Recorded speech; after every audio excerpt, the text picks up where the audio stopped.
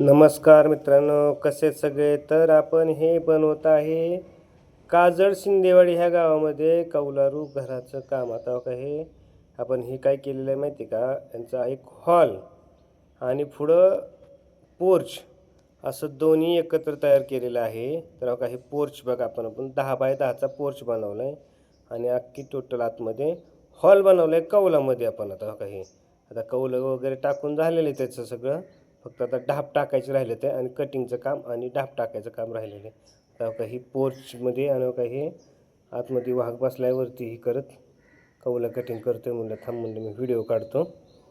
तर आता काही पोर्च पोर्च बघा, 10 बाय 10चा पोर्च आहे सगळा, टोटल पोर्च आहे. आणि काही आता ही इथनं एंट्री आतमध्ये जायला, इथनं एंट्री. आता काही दोन्ही बाजूला का पन्हाळ काढले हो का असे, काही पन्हाळ आणि काही पोर्च.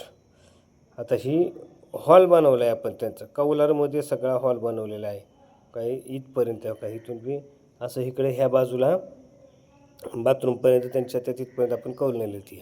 आता काही कौल कटिंग वगैरे करून झाले, आता ह्याच्यावर फक्त ढाप टाकायचा, हे काम संपलं. आता काही अशा प्रकारचं कोणाला कौलाचं घर, वसरी, गजुबा काही करायचं असेल तर आपण करतो. बारामतीतून कुठंही असू द्या, महाराष्ट्रात, ऑल महाराष्ट्रात कुठं पण असू द्या, आपण तिथं जाऊन कामं करतो. आपण खरसुंडीला, मसवडला,